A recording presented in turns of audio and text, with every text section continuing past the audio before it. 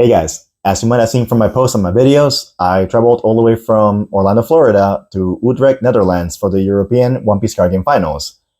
This has been an amazing weekend. I got to do a lot of things. I got to meet a lot of people. I got to experience the One Piece card game community in Europe, and it's been amazing. I loved every minute of it. I love spending time with all these players from all across the continent. Italy, Spain, Germany, France. It has been awesome. So nice to know that there's a lot of people here that love the game, that love not only the game but also like the series One Piece. So that was really cool. I was approached by a lot of people, and they wanted to talk to me, they wanted to ask me questions, they wanted to take a picture of me. You guys are amazing. Thank you for doing that. I appreciate you. I appreciate all the kind comments you leave me. Um, I couldn't do this without you because I power up on your support, so I appreciate it. Other than that, my general experience with Europe has been really, really nice. Everything here is like so well organized. I came from JFK, New York, to Amsterdam for the Schiphol, I think it's called. Um, Airport was nice. Immediate transportation from there on a train. We got into the Utrecht station over here, and which I hadn't realized. The hotel we're staying at, the NH Utrecht, is actually right across the street from the train station, but also right across the street from the venue. So that was super cool. Uh, Food is fantastic. The people were cool. One or two negative things I'll say about the place is that one, which is not really, I think it's a tourist thing. My friend Ying got pickpocketed outside of the hotel, and he lost a cell phone. Thankfully, I managed to lend him mine so he could use this for the pairings for the tournament. But that's like a tourist thing, in my opinion, because somebody brushed up on him and he didn't realize that they grabbed his phone out of his pocket. And when you travel, you got to be safe. Anywhere you go, it doesn't matter. The U.S., Mexico, Europe, Asia. You always have to have your belongings, possibly in your front pockets. Get a fanny pack, somewhere where you can hold on to and see it. Don't bring anything too valuable also. So let that be a little PSA if you're traveling, to be safe and protect your belongings. On top of that, for the tournament itself, it was decently ran. We had some minor hiccups at the beginning because servers crash, and that's unfortunate, and it happens. And I will probably expect that to happen also at Bandai Cardfest because they are running the TCG app. So it's going to be a plus 2,000 person event. So it's very likely that will happen. So get ready for that, guys. But anyways, the tournament itself, it was supposed to be a 10-round Swiss day one. Day two, it had two more rounds of Swiss. And then on top of that, it cuts to top 64. Then best of three onwards onto the finals. The pricing was amazing because for entry, you're going to get event packs, championship celebration packs, which are stamped cards with a championship logo on the event pack cards, and also another booster that came with championship logo stamp cards of the Star Tournament cards. So the Nami, the Bonnie, the Iso, the Mihawk, and so on. So really good thing to collect, I'll say. A lot of people were trading and buying and selling those this weekend. So that was cool. Another bonus that we got from the event was this exclusive playmat that you only get in Europe, technically. It's going to be, you can see it. So the reason why I say exclusive is because these playmats are stamped by its region. So only 2,560 people have this playmat, and there's no more. That's it. So if you were in the event, you might have seen my friend Brian, who had a stack of 20 playmats and more in his hands. He was buying them out the door, which was funny. But anyways, that was like a cool little thing they did for us. They'll be issuing more of these in their respective regions of Oceania, which is a 512 cap event, I believe, and Latin America, held in Chile. And I'm not sure how many people is it. I can only assume that it's a 1,000 or 1,500, maybe more. I'm not sure. Latin America is big, so maybe it's also a 2,000 player event. But unfortunately, North American players don't get one because North American players are playing in the finals inside of Bandai Card Fest. And that made two things happen. One, we don't pay for our event. Our event is free. But you can purchase that Tier 5 Luffy playmat for $30. On top of that, there's other things you can buy, like the sleeves, the black and gold, I think it was, and the Omni Luffy art sleeves, which is nice. But the only thing is that you can get those things at any Bandai Card Fest. So, example, the one that happened in Singapore, the one that happened in somewhere in China, Malaysia, so on. You will also be getting that if you go to Tokyo for the last leg of the tour, and which is the place that's going to have the finals for One Piece, the World Finals. So that's an unfortunate thing for American players that we don't get that. So I saw a lot of demand of people wanting to get that playmat once they saw it for Americans and people across other continents because we want to swap. Like personally, I'm not gonna lie, I bought a second playmat because I want to swap that for a Latin America one. So also an Oceania one. So if you're from Oceania, you're from Latin America, let me know and we can talk about a swap. I will possibly be going to Mexico in March for the regional. So if you see me there, we can talk. We'll see. But anyways, the event, it was very long. We had some issues with the server crashing. Rounds took a little bit in between. But overall, it was fine. It wasn't... I was prepared to stay and spend the day over there, so it didn't matter to me. I'm sure some people wanted to go home, whatever, but we ended up at a decent time for 10 rounds, I think. The staff was very kind, helpful, assertive. They were always willing to help whatever thing, whether it was an issue with your pairing, an issue with a ruling, directions, where to go, what to do. So great job to all the judges and all the staff involved. The production for the stream was phenomenal. The casting team, Wasi, Taj, Ben, Mina, they were all fantastic. They did a fantastic job. I'm so thankful that I got to meet him in person. Hopefully, I'll see him, next event. And then the stream itself, which was put together by Sven, like the graphics and stuff, was top notch. And then that playmat that he made with like the navy blue of the card back and the One Piece card game compass, that playmat it blows the official One Piece card game playmat out of the water. I'll say that. Like the little white and gray one, that's incredibly boring. The one they had was great, and they were recording in this like little cage where they had the table, the playmat, and it had like giant backdrop and had a huge camera pointing at it, which was so great. And then on both ends of the front of the room, they had two projection screens. One was for the stream table and one was for the timer. But eventually, as top 8 became top 4, they made it into a secondary stream screen. So even more viewing area for everybody else too. The event, we had a lot of American players come. So I ended up traveling basically on my own, and I met up with Jackson in the airport in JFK, and then we flew out to Amsterdam. We had other people flying in, like Brian Batista, because he came from Boston, I believe, and he ended up going X2 from the very beginning of the tournament because he entered late, and technically he was undefeated until the very last round. He hadn't lost because he got 2-round losses due to being entered into the tournament late. And then he won every single match until day 2 on the last round, where he lost to Claudio, the Purple Luffy player, which is unfortunate. He got outplayed, better, player deck, luck, whatever reason. So he wasn't too sad that he lost to that guy, especially after he saw that Claudio top 8. And he had the whole masterclass page 1 one-off tech in that stream match that was phenomenal, that managed to help him clinch that uncut sheet. So that was fun. The other Americans, we had Ying, we had Nicky Goldman, we had Kevin Sao. They all traveled from across, the U.S. and they wanted to, try their luck at this event. Unfortunately, not many did well.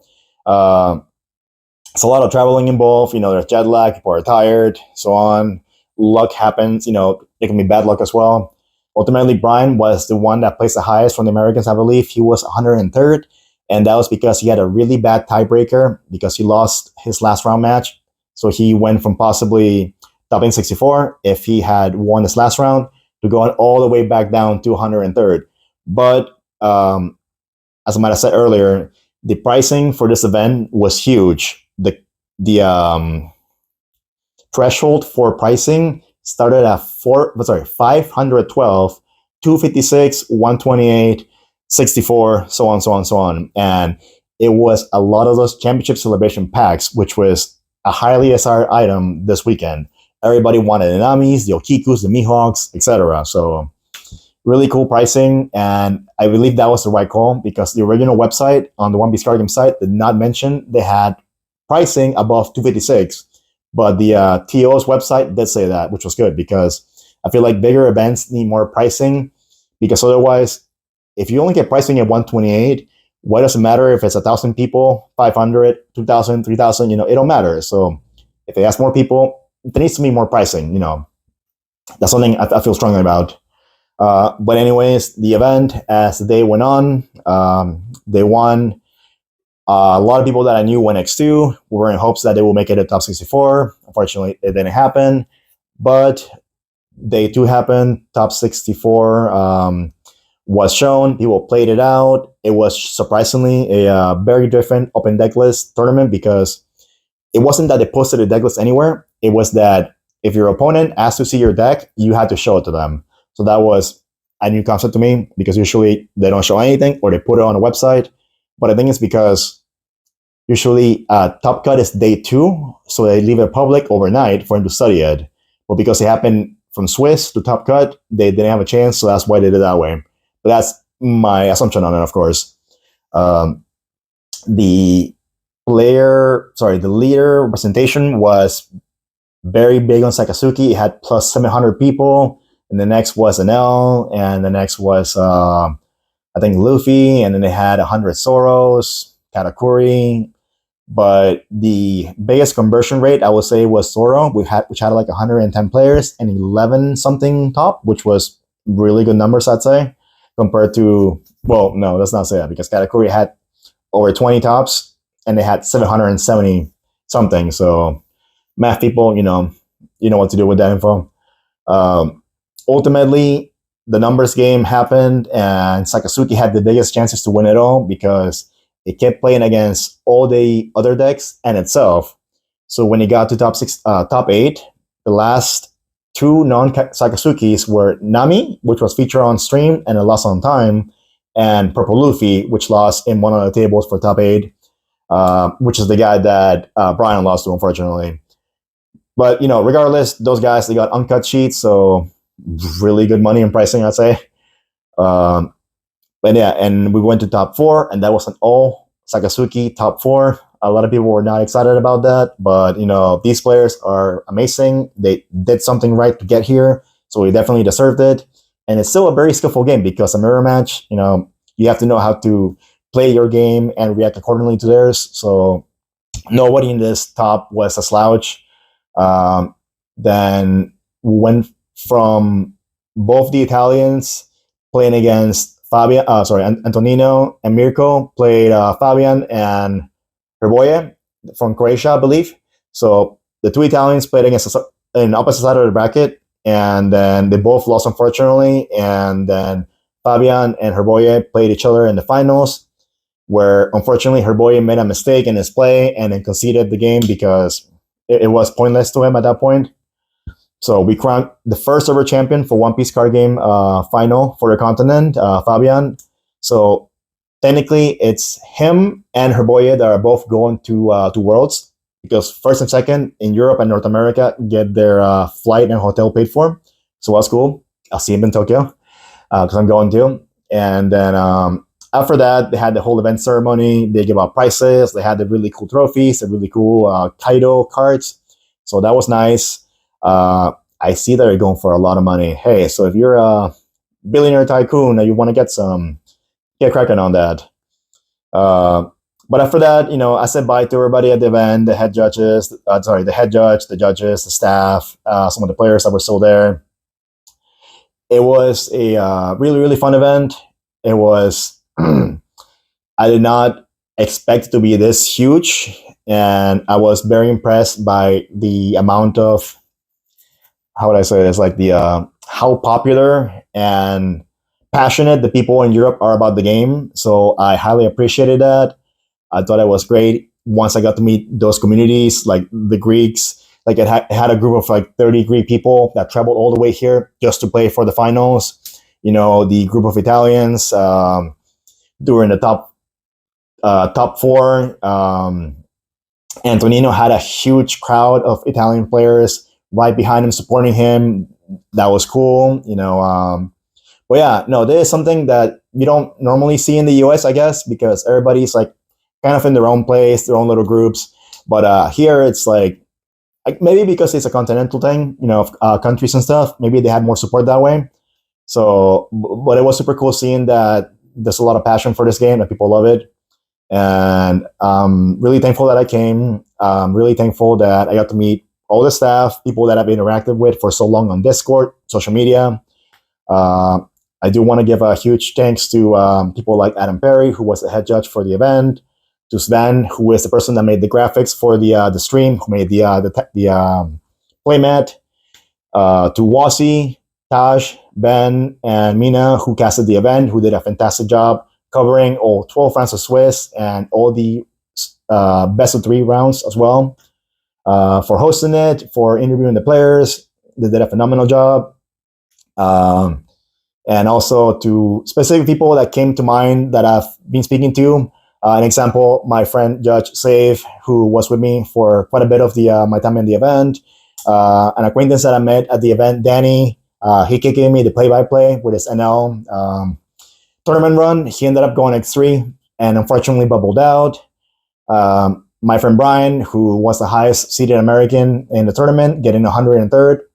Unfortunately, he bubbled out of the top 64 as well. You know, and also, you know, thanks to all the American players that came by, because it was a really big commitment to get over here and put themselves out there and play in a whole different continent with people they have never played before or seen before. So, unfortunately, I don't think it's something that's going to happen next week at Bandai Carfest in LA or in Chile, because those three, and Oceania, because those 3 events conflict with each other. And I don't think many Europeans are going to want to go to any of those continents, unfortunately. But it'd be cool to get some one day, you know, because you are allowed to do that. You are allowed to play in a different final. You just cannot get the travel pricing, which is fair. But yeah, there's going to be more in-depth stuff on my travel video, which I'm going to work on it probably in the flight back home. But I just want to say thank you guys for coming to say hi to me, getting pictures. I appreciate what you guys do for me. I know you all thank me and say thank you for everything. No, thank you guys for everything. Thank you guys for the support. I couldn't do this without you, because your support is what keeps me going. And I am so very thankful that you guys welcome me with open arms in this country. I've never been here before. I did not know the amount of support I had here in Europe, and it was very humbling, and I really appreciate it. And having that response here has inspired me to, if possible, I would like to come back on a different date. If it starts online, maybe I can come back for the next finals. Who knows? You know, you never know what's going to happen in a year from now. But anyways, I gotta get ready and pack some stuff. I have to leave early and catch a train, and then go to the airport, and then go back home, and want to work a couple shifts at work maybe, so I don't get fired. And then I'll be flying out to LA on Friday morning, and I'll be there till Sunday night. So maybe I'll see you at the event. If you see me at the event, come say hi. I'm always here. I'm always open. So thank you guys for watching. Look forward to the travel blog video. I should post it up when I get home probably, because I have a really bad reception right now. So thank you guys for watching. You have a great night, and thank you, Europe.